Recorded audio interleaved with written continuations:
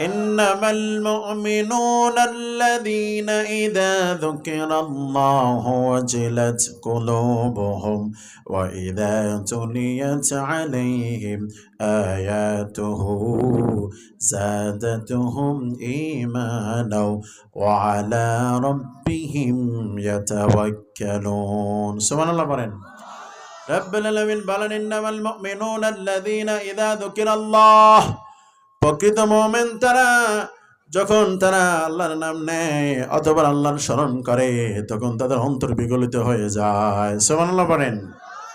জিকির করবেন কার? না নেতার করবেন? আরে কথা কয় না।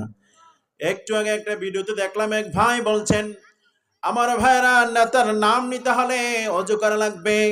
মনে রাখবেন তিনি যদি এটাকে ইমানের সাথে ইমান মনে করে যদি বলেন ইমান গেছে কথাগণ ঠিক কিনা। অনেক ভাই আছেন পদের জন্য ইমান বিক্রি করে দেয়, এক সময় পদও যায় ইমানও।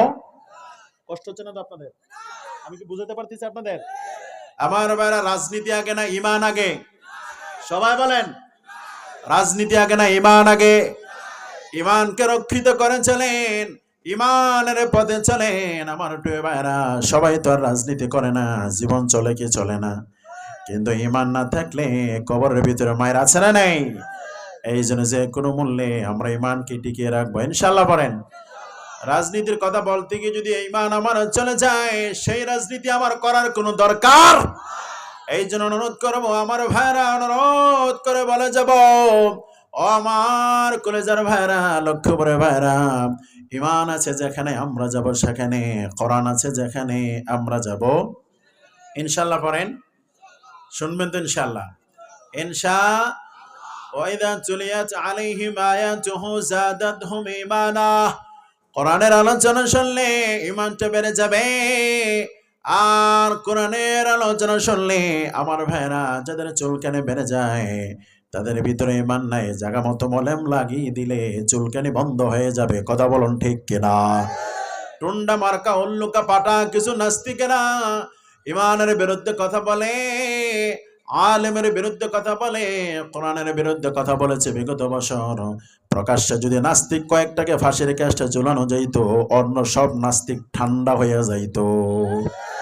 ঠিক এই জন্য আমার ভাইয়েরা কোরআনের আলোচনা শুনলে ইমানটা বাড়িয়ে দেন কে? আর জোরে বলেন الرحمن علم القرآن خلق الإنسان علمه البيان।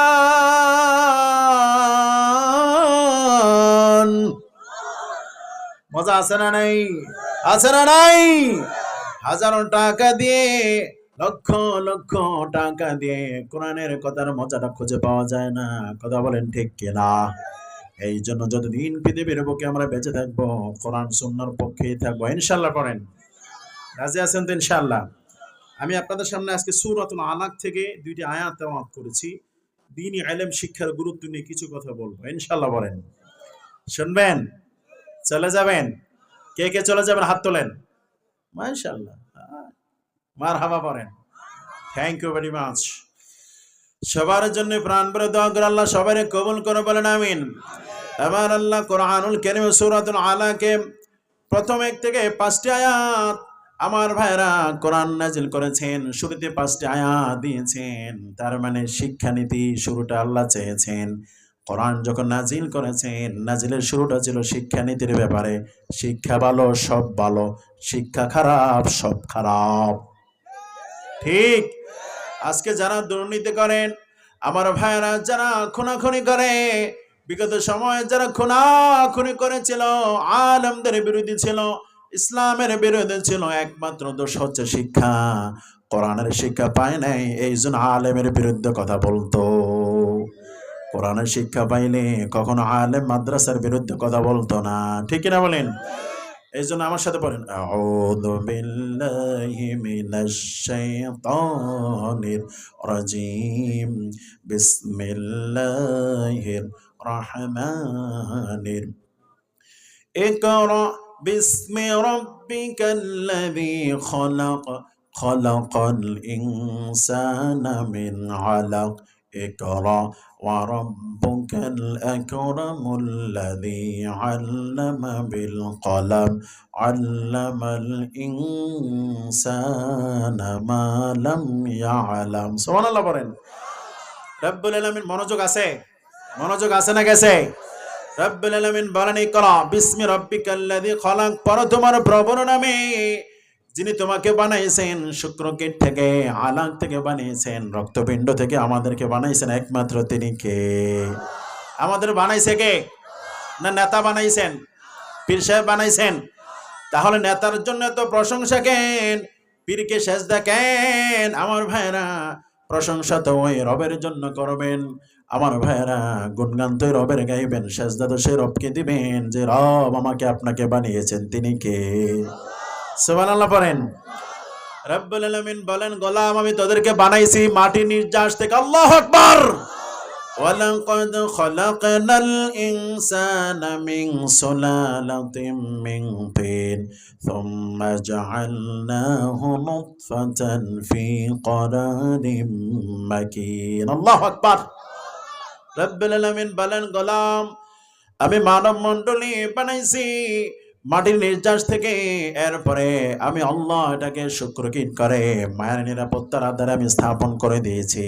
সুম্মা খলাকনান নুতফাতা আলাকা ফাখলাকনাল আলাকাতা মুদগা, নুতফাটাকে আমার আল্লাহ রক্তপিণ্ডে পরিণত করেছেন 40 দিনে, আবার 40 দিনে এটাকে আমার আল্লাহ পরিণত করেছেন মাংসপিণ্ডে। আল্লাহু আকবার। আমি আপনি শুরুতে এত বড় হয় নাই আমার প্রিয় ভাইরা, আমি আপনি শুরুতে নাপাক পানি ছিলাম, এরপরে বড় হয়েছে, বড় এরপরে রক্তপিণ্ড হয়েছে, রক্তপিণ্ড থেকে মাংসপিণ্ডে, মাংসপিণ্ড থেকে অস্থিপঞ্জর করেছেন তিনি কে? সুবহানাল্লাহ নেই? ফাকাসাউনাল আযমা লাহমা, অস্থিপঞ্জরের ভিতরে গোশত দিবেন তিনি কে? গোশতের উপরে চামড়া দিবেন কে? কে দিবেন? পার্থক্য আছে না নেই? এই যে চামড়া দেখেন কত সুন্দর চামড়া, আমার ভাইরা এই চামড়াটা শক্ত, এই চামড়াটা নরম, পার্থক্য করেছেন তিনি কে? এই চামড়াটা শক্ত দিয়েছেন গোলাম রে কৃষিকাজ করবি, ও গোলাম, ও গোলাম তুই কৃষিকাজ করবি, ও গোলাম রাজমিস্ত্রির কাজ করবি, ব্যবসার কাজ করবি, সব শক্ত শক্ত জিনিস ধরবি। ওরে গোলাম এই চামড়াটা যদি আমি মোটা করে না দিতাম কৃষিকাজ করতে যে তোর সমস্যা হয়ে যায়, তো এই জন্য মোটা করে দিয়েছেন তিনি কে? আল্লাহ নাম আসতে হবে না জোরে হবে? আরে কার নাম জোরে হবে? আমার বাইরের পরে চামড়াটা চিকন করেছেন কে? সুবহানাল্লাহ পড়েন। এটাকে আল্লাহ মোটা করেছেন, যে আল্লাহ এই চামড়াটাকে মোটা করেছেন, এই চামড়াটা সে আল্লাহ চিকন করেছেন। আমার আল্লাহ বলেন ও গোলাম এই চামড়াটা চিকন করেছি, তার মানে হলো এদিক দিয়ে পশম আমি বাহির করব, পশমের মাধ্যমে শরীরে বিষাক্ত বাহির করব, এই জন্যই চামড়াটা চিকন করেছি। সুবহানাল্লাহ নেই? চামড়ার ভিতর ডিফারেন্স আছে না নেই? কেউ কালো কেউ ধলো, কেউ কালো কেউ সুন্দর, কেউ কালো কেউ সুন্দর, কেউ লম্বা কেউ বেটে, সবকিছু বানাইছেন তিনি কে?